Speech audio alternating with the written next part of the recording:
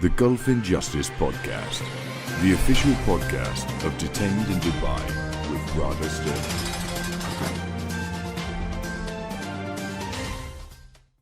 Welcome to the Gulf Injustice Podcast. I'm Rada Sterling, and today we're going to be talking with an American woman who's been left traumatized by a wrongful and abusive Interpol Red Notice warrant issued by the government of Qatar. Welcome to the podcast, Nancy. It's good to have you on here.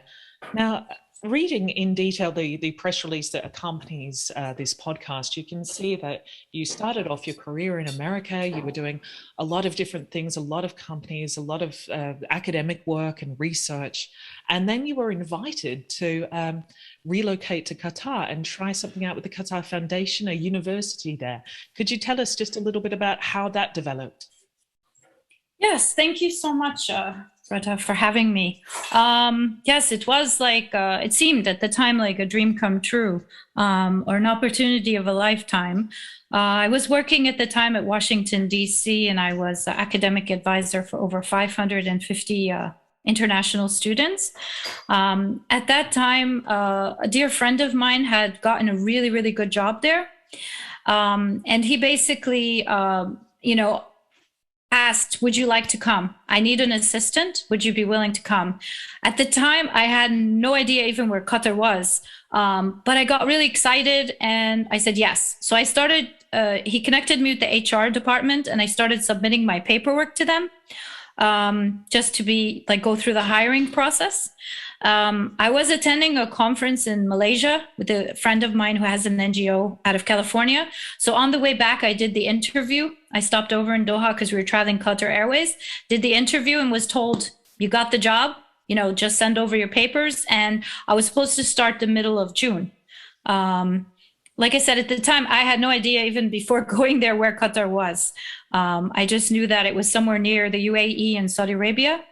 And this I thought would be a really good opportunity because it was Qatar Foundation, supposed to be a very reputable organization. And we were working for one of the universities there, actually running one of the research centers.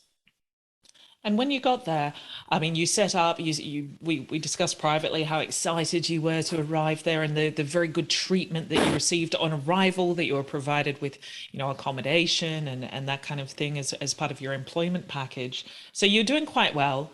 You quite enjoyed being there. You were there for several years. And during that time, I understand that, when expats arrive in a new country like the UAE or Qatar, the first thing the banks do is sort of approach them and ask them to take out credit card facilities and loans and mortgages and all sorts of things. So tell us what happened with Qatar National Bank.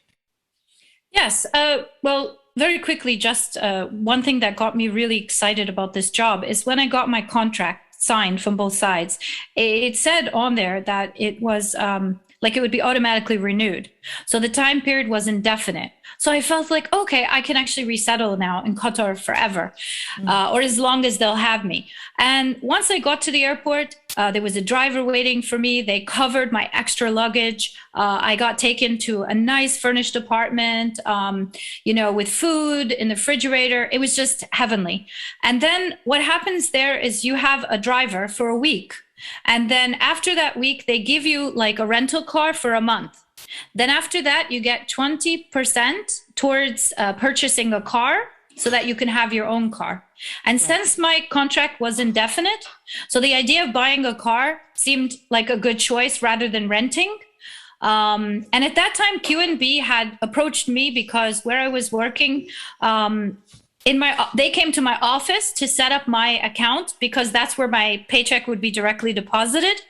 And that day that I was setting up the account, the representative said, we have really, really great personal loans, different types of loans. You're going to need a car at some point, and the interest rate is really competitive. And how can we get you set up for a loan?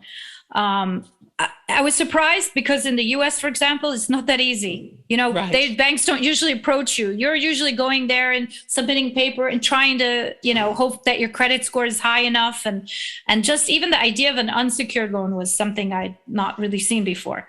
I was also told rather than getting a car loan, which is a lower interest rate, get a personal loan. It's a little bit higher, but let's say at some point you want to travel.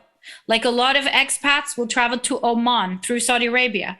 But if you have a car loan, you cannot travel outside of the country with the car. So if you have a personal loan, then you have no problem. So I said, okay, maybe it's worth paying a little bit of extra interest and getting a personal loan.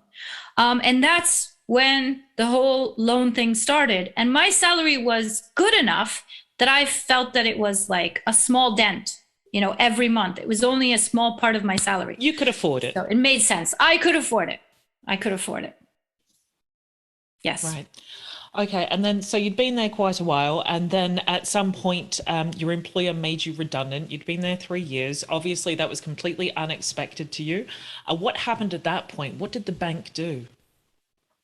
Yes, we were really shocked, myself and also my boss, that we were made redundant. They told us they were shutting down our whole center and those jobs did not exist anymore. They gave us 8 months to find another job. But the moment they gave us that notification, I wasn't even called in anyone's office. My boss was told to tell me. And then I got an official letter from the HR department telling me that I had the 8 months to find another job. And then immediately they notified QNB. So QNB changed. I mean, from being that really sweet, friendly, the agent that would come to my office to help me sign up for the loan, they started treating me very aggressively and threatening. And it wasn't like, well, Nancy, now that you have 8 months, you need to provide us with a transfer of kefala, like who's going to be your sponsor now, and show us that you're having, another job so that we can, continue. No, they started threatening me. I had people calling me at home in the middle of the night, and they told me, one guy called me one day and said I had to turn myself in to the police station. And I said, I thought it was a joke. And I said, why would I turn myself into a police station? They said, because your check bounced. And I didn't understand what check. And then I realized that when I did apply for the loan, the bank agent's representative gave me a check. It was a check for the exact amount of the loan and had me sign it. And I asked her, why am I signing a check? And she said, oh, no, this is just regular routine that we do in the bank. And it's just so we can process the loan. I didn't understand because I've never seen that in the US ever. I didn't think that the moment they got notification from Qatar Foundation that I was not going to have my contract renewed, that they would cash the check and then charge me, send it to the prosecutor office and charge me with bounced check. That's the charge. It's incredible, isn't it? No expat, no foreigner who goes to, one of these countries where security checks and this kind of manipulation from the bank, no one's going to expect that at all. It's something that's not spoken about. It's certainly, nobody warns you about it. Your employer doesn't warn you about it. They don't give you an information sheet on how to avoid getting into, serious problems in Qatar at all. So this must have been quite a shock to you. I was so scared because I'm somebody who, getting pulled over by the police for speeding in the US, I would have heart palpitations and anxiety. So having something at this extent, like now I'm stuck in this foreign country because of the kefala system. So I cannot leave without an exit permit. And at the time, actually, I have to say this too, around the same time, my father got sick and he was hospitalized in the US. And I asked for permission to go and visit him. This was during the 8 months that I still had in my contract. Right. And they said, no, we cannot issue an exit permit because you have a bank loan. What does that mean? For those 8 months, you still get a salary, but you cannot leave the country. But my father's in the hospital. No, it's too bad. That's exactly what happened. So I couldn't leave. And then at the same time, I'm a single mom and my kids were in the US and I couldn't even see my kids during that time. And I had to figure out, I have to find another job.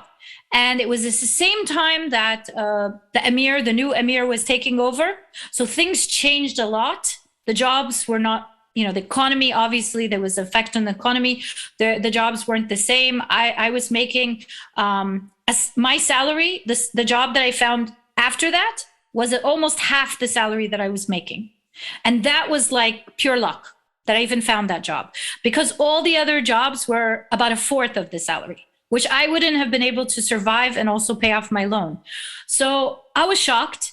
and I didn't know what to do. And I was panicking, and I was calling everybody that I knew, and I was applying at every job that I could find, because I knew I was stuck. I couldn't leave. And the only option I had was to find another job and to send them the proof that I have another job, that I have a transfer of kafala or sponsorship, and then everything go back to normal. And when that happened, I did finally come across that next job. I had to go to the bank.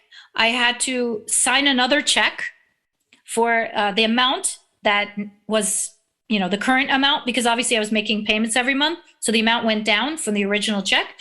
And then after that, they sent something to the prosecutor's office like, okay, you don't have to arrest her now.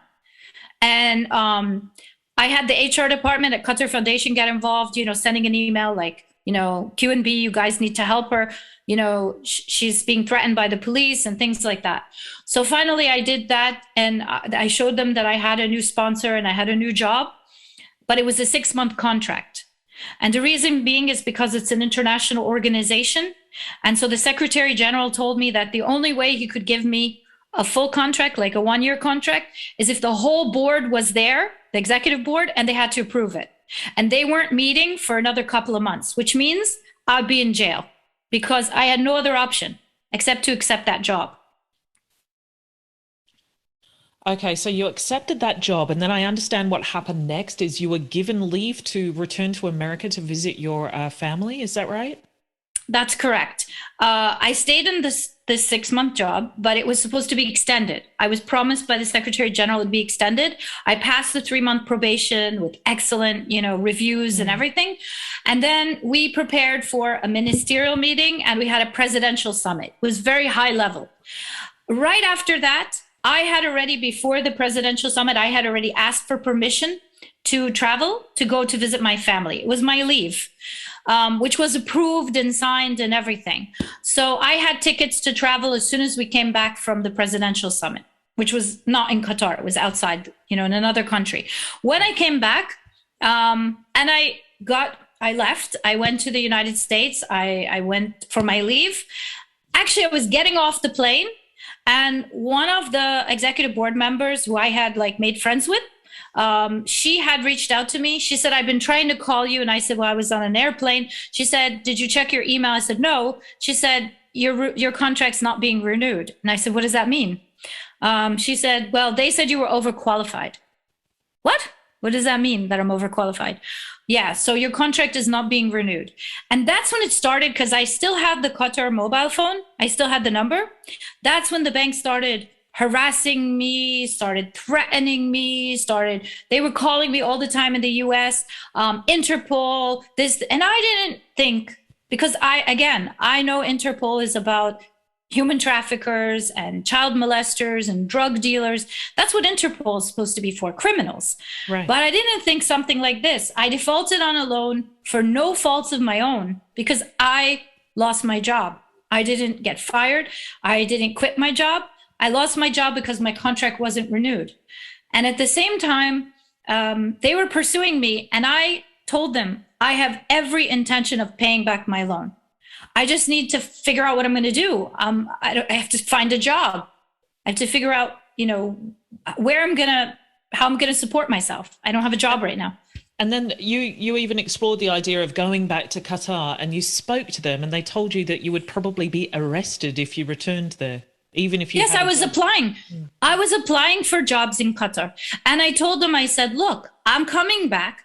I'll bring you the proof of kafala. I won't come until I have a job in my hand, and I'll restart paying the loan again. And they said, no. The gentleman who called me said, the moment you get into Hamad International Airport, you will be arrested. And I said, what do you mean? They said, because there's a warrant for your arrest because of that check that bounced. And I said, that check again. So there's no way to unbounce it. And they're not going to drop the charges. So I would have to be arrested and then figure out if I still am employed and then try to settle it, which that is a huge risk. And I had contacted somebody at the US Embassy at the time. I contacted the person who was in the place of the ambassador at the Egyptian Embassy. And I asked both, what should I do? And they said, don't come back. If you want to settle it with the bank, but don't come back to Qatar. We cannot help you. As the embassy, we're not going to be able to do anything for you. So it's best that you settle it with QNB, but from outside. And that's what I tried to do for all those years. They wanted all or nothing. And I kept explaining to them, I don't have that full amount of money, that I had the loan that I had taken out to buy a car. And unfortunately, I had to sell it very fast. And I lost a lot of money because of that. Right, of course. I mean, the same kind of thing happens with mortgages as well. And you can imagine fire selling, $1 million house, and you end up losing $500,000. So we've seen that a number of times before. And actually, a lot of the locals benefit from this kind of thing, from gutting companies' houses and vehicles. So it's almost designed that way in a sense. Now, I understand at that point you didn't actually consider that Interpol would be a great concern. You didn't think that they would go through with anything because obviously it's for, international fugitives and gang lords and that sort of thing. So, yeah. And then you were offered a job, I think, in the UAE, was it? Yes. What happened is, yes, and sorry, to your point about, I talked to friends that worked at different banks, even one that worked at QNB, but not that branch that I, had my account at. And he said, look, the banks will threaten you, but they're not going to use Interpol for such a small amount. That's usually, they'll go after people if they've taken a lot of money out. So you don't really have to worry. That's just a technique they use to threaten people because it costs them money to get Interpol. So it doesn't make sense if it's a small amount. That made me think, okay, maybe they're just threatening me. At the same time, I kept saying, okay, well, if I can get another job in the Gulf region, and this opportunity came in the UAE, I could make enough money because I have a master's degree. And I have good work experience. And a lot of the jobs I had were working for very, international organizations, diplomatic. So I thought I could make good money working in the UAE and I could pay back my loan. It would be so much easier to manage, to survive and pay back my loan. And so I arranged, I sent my CV, I got an interview. I was traveling on Emirates Air. It arrived in Dubai pretty late at night, I think around 12 midnight, something like that. I was so excited. I had my US passport, and I know it's so easy to get the stamp once you get in. You don't need a visa in advance. So I went up to the, immigration, gave him my passport. He asked me if it was my first time. I said, no, I've been here many times. He looked at me kind of funny and said, hold on a minute.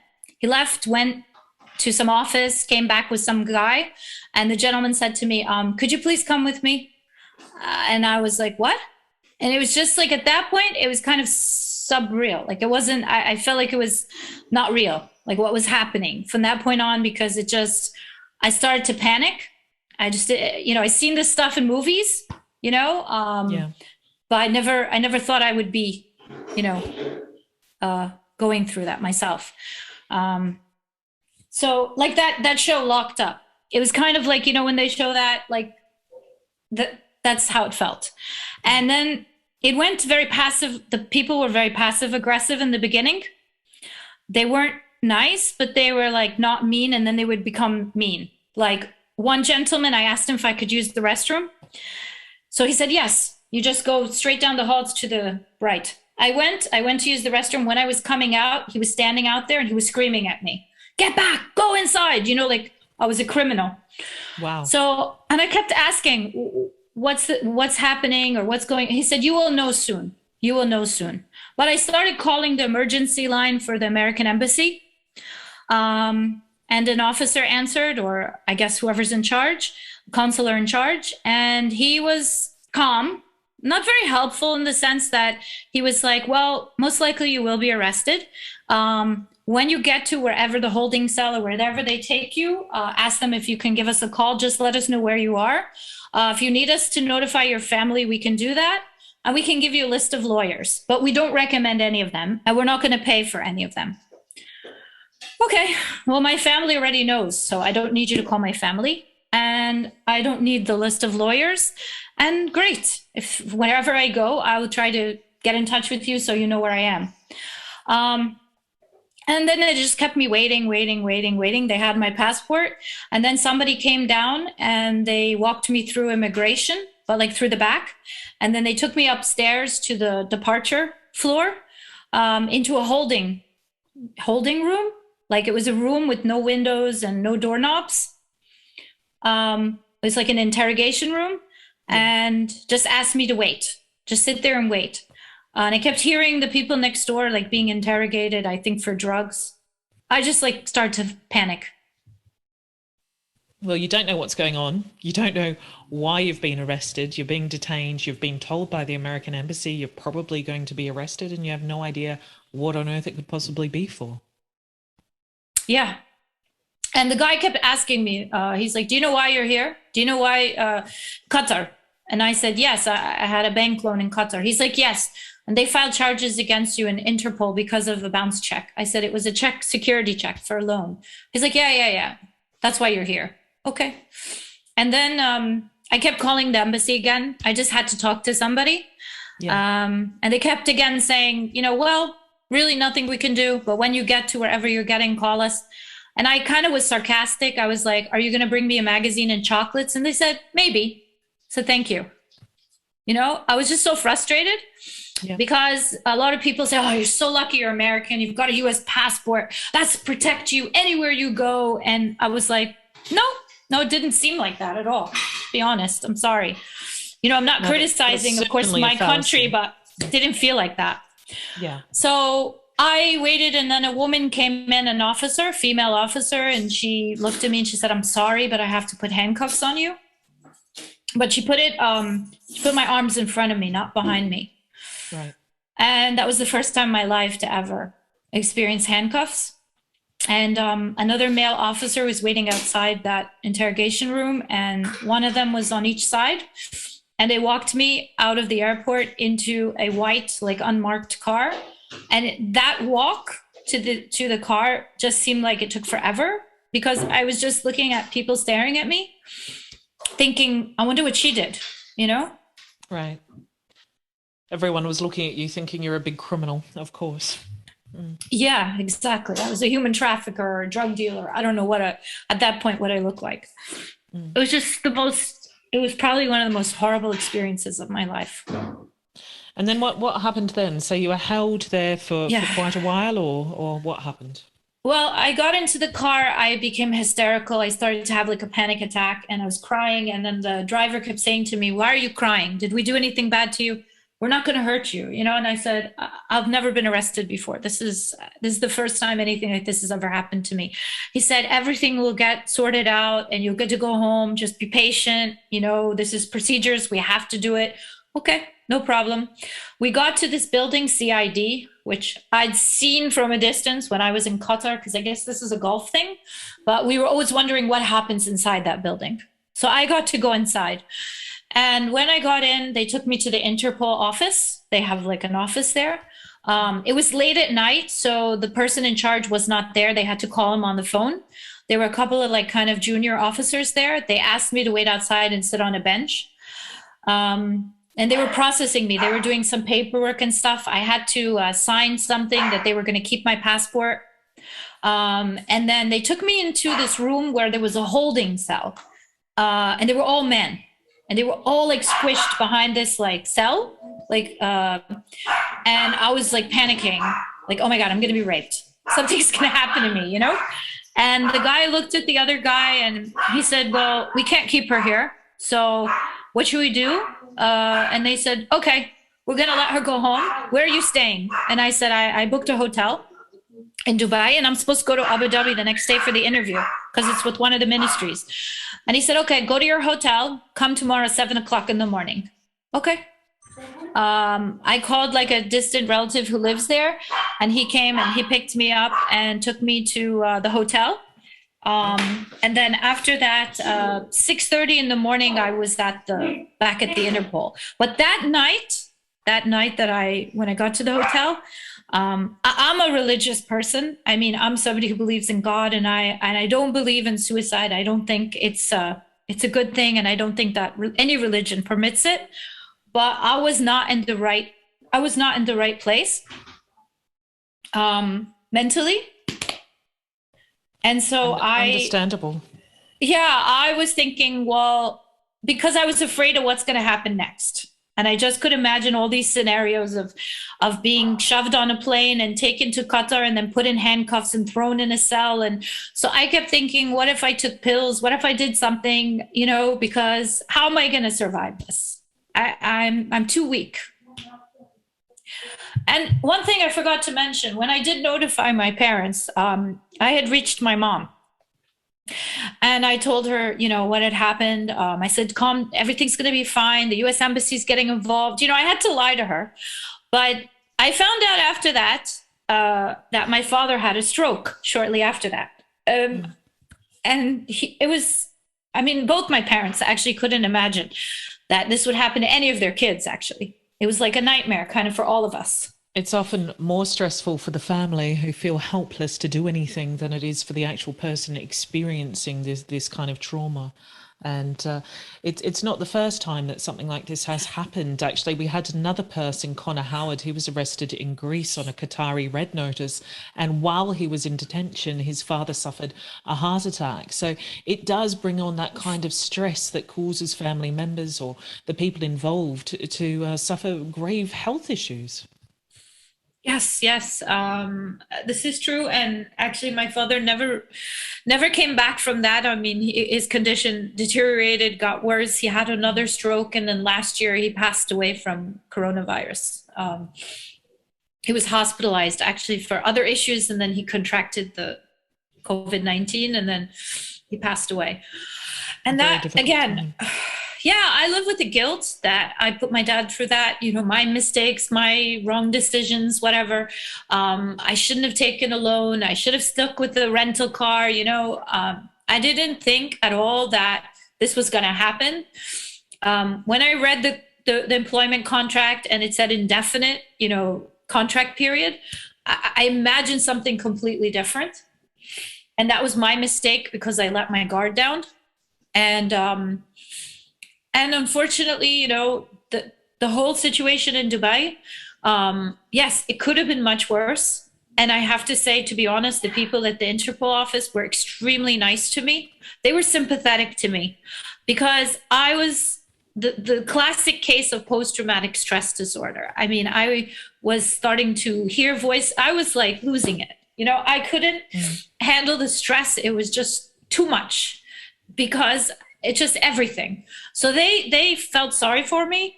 And when they heard my story too, they couldn't believe that Qatar did this. They would shake their head. And I know they have similar policies in the UAE, but the people that I dealt with, they were really, they felt sympathetic towards me.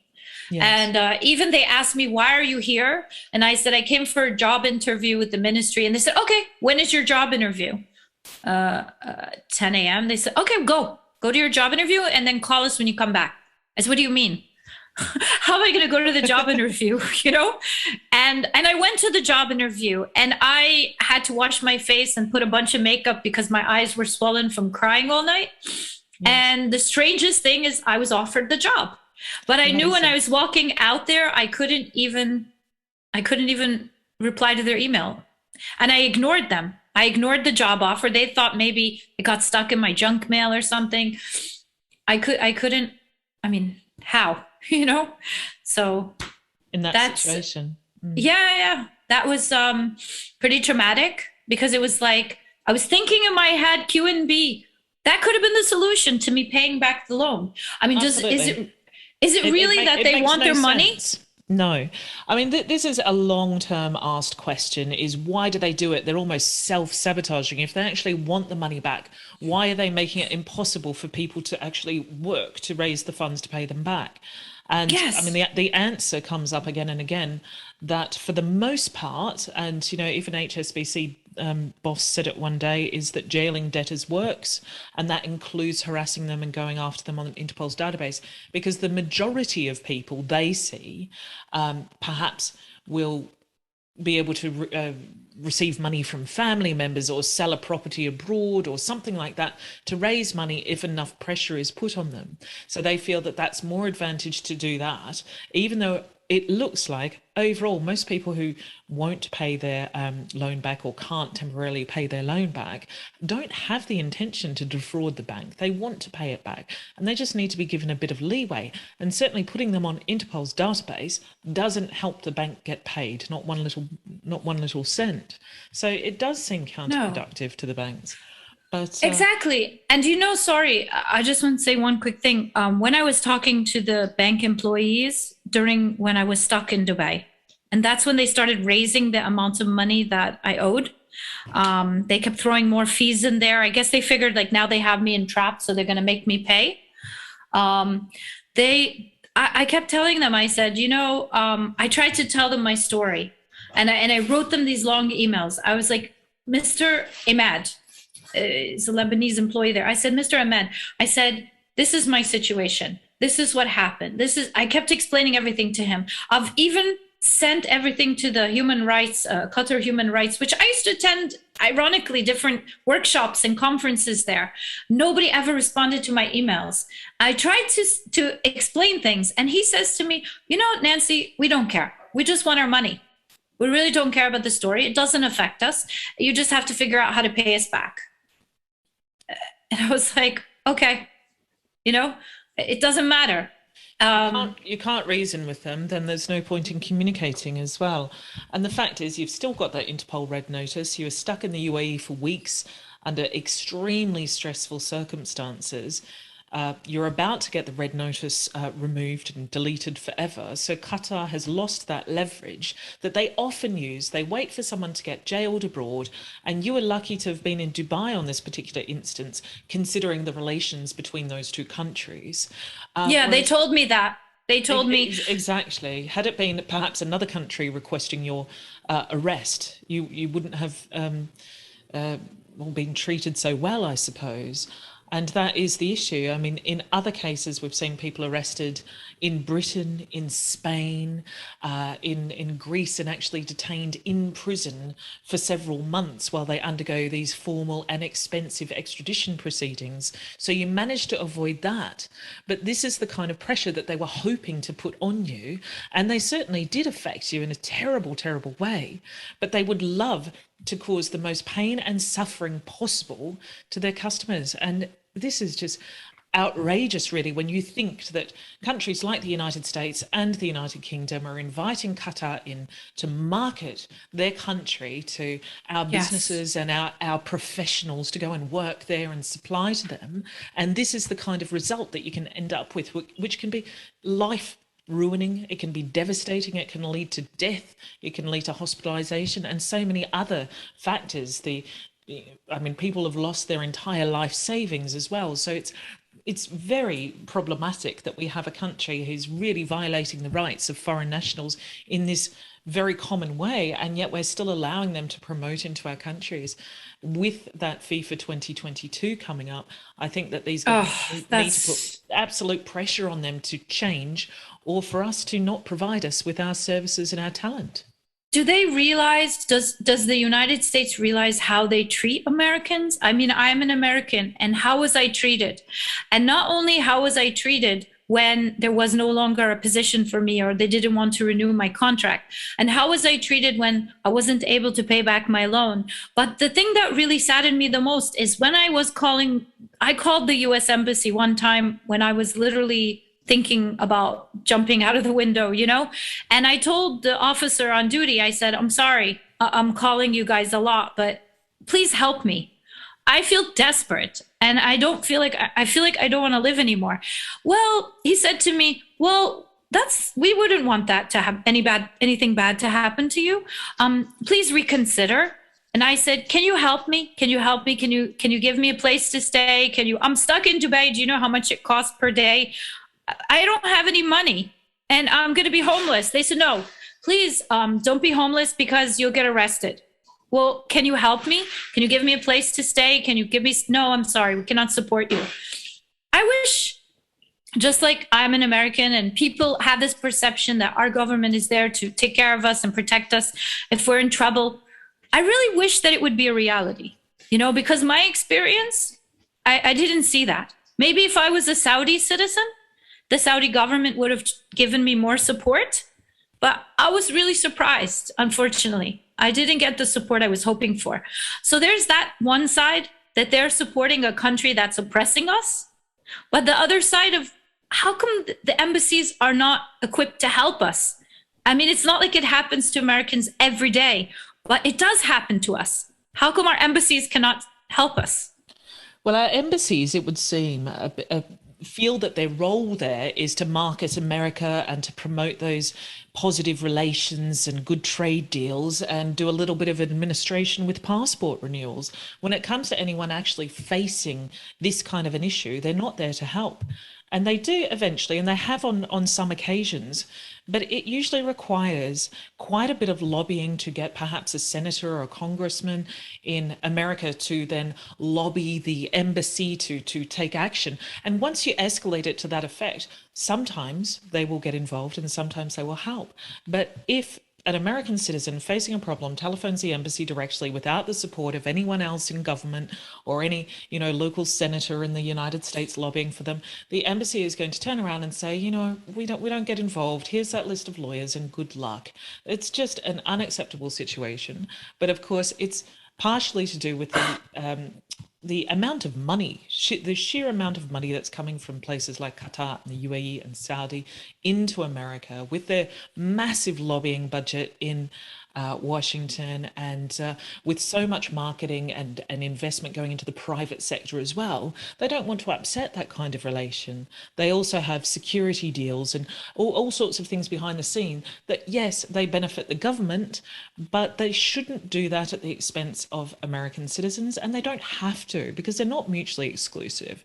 And lobbying for an American citizen who's in trouble is not going to affect trade deals, security deals. It's actually going to promote a better working relationship, and it's going to prevent the countries like Qatar, who are abusing people's rights, from being exposed for having done so in the media, for being potentially boycotted over human rights issues or being spoken about at the United Nations. It's very damaging to their reputation. It's damaging to their growth as a nation, and it should be stopped. And both countries should work to this kind of abuse at the low level to be resolved, and it really is in the benefit for everyone. And then the United States can feel confident to send American citizens and businesses there, and that they're not going to be robbed from, they're not going to be looted, they're not going to be thrown in jail over a bounced check. So that kind of relationship really does need to develop, because I think it's kind of an embarrassment that US is promoting a country that believes it's okay to treat American citizens like that, which is a sign of disrespect, frankly, a diplomatic disrespect to the United States.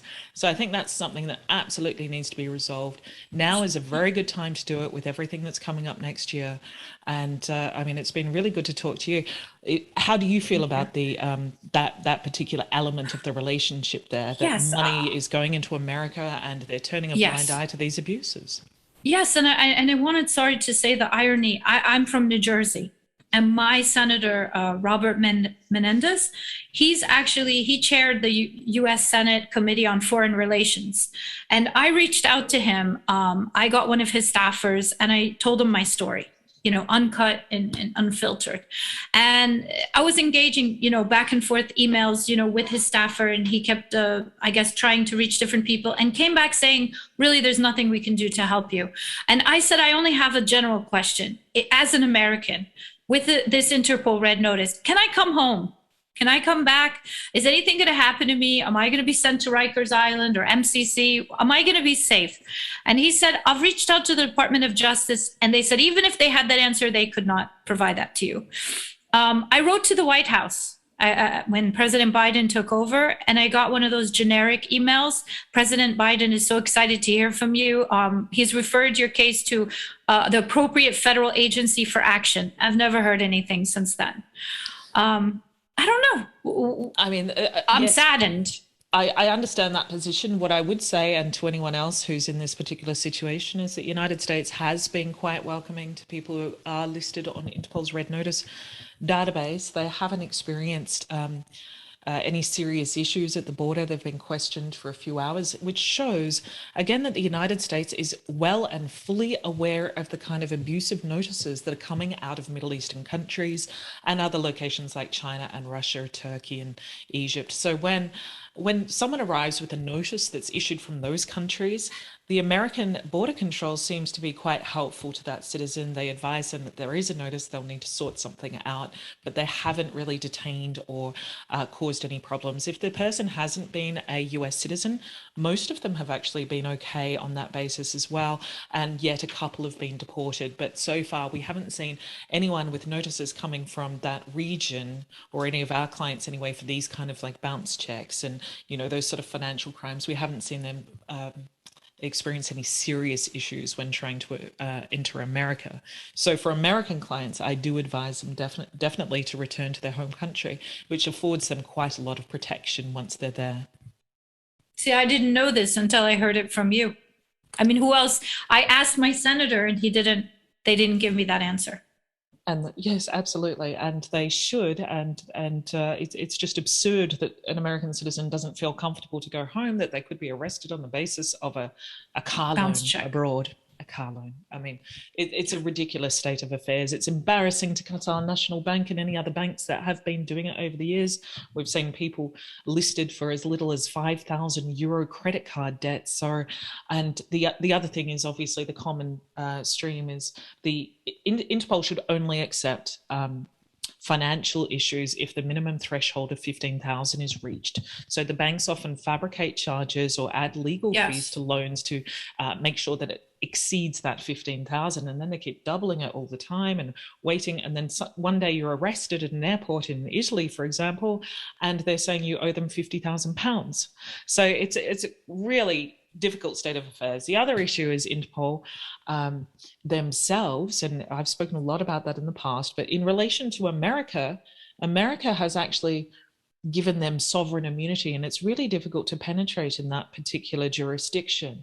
And that's something that we've been looking at, lobbying for reform in DC, because ultimately, if the US government says that we're going to strip Interpol of their sovereign immunity, this would cause them to ensure that countries like Qatar no longer issue these kind of frivolous notices, because they would be held financially accountable. And they could even hold their member states like Qatar accountable for notices that should not have been issued to Interpol's system. And I think as soon as that sovereign immunity is removed, I think we're going to see a lot of changes within Interpol. They've been abusing, you know, innocent victims for the past 10, 20 years, and it's only increasing with the financial investments that are increasing from these kinds of countries. So they've made it into a pay-to-play situation. They've made it so that these countries feel that they can just donate 100 million to Interpol, and that gives them so many red notices, in fact, as many as they want for whatever they want it for, any purpose. And if we make a complaint to Interpol, which we're doing in your case, they will delete the notice. That's guaranteed. But what compensation do you receive? What recourse do you receive? You cannot sue them. No one is going to be able to pay for that. How, you know, and trying to get Qatar to be held accountable. Again, that country, even though it's come from the government of Qatar, ultimately, that country also has sovereign immunity. So we have this complete lack of accountability for these international organizations and countries who are abusing individuals on a constant, consistent basis. So it's time that the US actually stepped up and removed that sovereign immunity and encouraged those necessary changes to protect their citizens. You, I mean, were fortunate that you didn't end up spending years in a prison abroad, and that has happened to other people. So and but trust me, have that. Being arrested and how that affects you, again, if that's not the path that you've chosen, you know, crime, nothing prepares you for that. And that whole experience and what you go through and the post-traumatic stress that comes after that, and the years of your life you're never going to be the same. Who compensates you for that? You know, you can compensate somebody for something breaking or a car hits another car, whatever. How do you compensate somebody for putting them through something so traumatic like that? Absolutely. I've got clients who refuse to travel ever again in their entire lives because they are simply too traumatized to do so, even though their name has been delisted from Interpol and they have a certificate that they're clear and everything else. They never want to risk it again, even within Europe. So this is the kind of impact that it has on families, and every time they travel, it's a huge stress, and they don't know, Yes. is it possible this could happen again? Maybe they could sneak it through, or anything Yeah, could happen, and it's they just, can. yeah, And you absolutely, know it's what else? extremely traumatic. Yes, and I'm sorry. The last thing I want to just mention, I wish they could differentiate between con artists who go, because I've seen it done. I've seen people who go and take out loans and they top up their loan and they take the money and they leave. And those people, they did it with the intention of, defaulting or fraud, but they need to be able to differentiate between that and somebody who is hardworking, who has contributed to their society and has lost their job of no fault of their own. They have to be able to differentiate between the two. Absolutely, just like in any Western system, really. I mean, if it's a deliberate act of fraud or defrauding the bank, that is a crime. But if it's simply someone is unable to pay despite their desire or intention to do so, um, then obviously they are not a criminal. And the funny thing is about Qatar is that they say in their law, which is different to other countries in the Middle East, they actually specify that the circumstances surrounding a bounce check are supposed to be taken into account by the courts. And that I found very unusual. And I thought that was a positive thing. But the fact is they don't follow that law. They bounce the checks and they automatically get a conviction, usually in absentia, so it can't even be Yes. defended. I was convicted in absentia and I was given a sentence of 1.5 years. Well, that's it. That's the problem. Qatar's not even following their own letter of the law. And I think that it's going to be a highly risky place to do business in or to visit for the next good 10 years. These kind of issues that I've experienced, not just with your case, but others in Qatar, I can see that they have an underlying problem of abuse, not just at the bank level, at all sorts of business deals and agreements that go on in the background. The kind of abuse that I'm seeing foreign nationals have there looks like it's so ingrained in the societal norms there that we're not going to see any improvement really, or any improvement to make it seriously safe for at least another sort of 5 to 10 years. It's going to take a massive movement and a massive cultural shift. But I mean, that's all we have time for today. And we're definitely going to talk again because you've got quite a few interesting things about Qatar and I'd like to explore them in a lot more detail. But thank you very much for sharing. It was really good to talk to you. And I think your case is really going to help a lot of people in the same situation as well. And I hope so. It's also good for people to understand that there are other people out here who have experienced this, have been traumatized by it, and are in the same situation. And these are normal people. They're not criminals. They're not bad people. They have literally been abused by a ridiculous system that needs improvement. And it's nice to know that you're not alone, and other people aren't alone in this. Can I just say one last thing? Absolutely, yeah. I just wanted to say, if you've ever heard the Eagles song, Hotel California, this experience has been a lot like that. That you feel when you're checking in that you're going into heaven, but you realize that you see the walls of hell. I mean, it's really, unfortunately, and that's what I put a post on on something, it's like for American expats in Doha. It was a very polite, very appropriate post. And I said, please be careful. Do not take out any loans because this is what happens. And somebody removed the post off there. They wouldn't allow it. I just wanted to warn people to be careful. It's Hotel California. You have to be very careful and look at it as a temporary thing, or else you could end up the same situation. Absolutely. And I think with that in mind as well, I think that the United States should actually increase their travel warnings to citizens. The travel advisory website is not nearly thorough enough to prevent these kind of abuses. A lot of people do before they move to a foreign country. They do look at the travel advisory. And perhaps if they covered these kind of things, people wouldn't go there. Or when they did, they would perhaps be more diligent about ensuring that they don't take a car loan or, whatever it happens to be. And that they have contingency plans for leaving the country before perhaps a bounce check or a check is presented to the bank, and they know the risks that they face at least. But lovely to talk to you, Nancy, and we'll definitely keep everyone updated on your case, and we'll talk again shortly. Interpol has become a pay-to-play organisation open to manipulation and abuse by countries with poor human rights records. Countries like the UAE, Saudi, China, Qatar, Iran, Turkey, and Russia have all been able to use the crime tool for their own personal vendettas. Countries like Qatar and the UAE have used Interpol's reach to extend their jurisdiction beyond their borders, causing the arrest, detention, and prosecution abroad of many innocent victims. Innocent individuals like Nancy have been listed on Interpol, arrested and detained, tried even, for crimes that don't even meet Interpol's minimum reporting criteria. Journalists, activists, businessmen, and credit card debtors have been locked up in Western nations at the mere request of countries who repeatedly take advantage of their membership with Interpol. And we've managed to remove numerous Qatar-issued Interpol Red Notices for violating Interpol's charter, and it's certainly time that Interpol themselves were legally held to account. Nancy has suffered greatly as a result of the wrongful Red Notice, and it's time that US policymakers review Interpol's sovereign immunity and promote the accountability of such powerful organisations. Nancy's name will be removed from Interpol's database, but she will not be compensated. She won't get an apology, and this will happen again and again until powerful countries recognise the damage that a frivolous Red Notice can cause. Thank you for listening to the Gulf Injustice podcast. I'm Rada Sterling.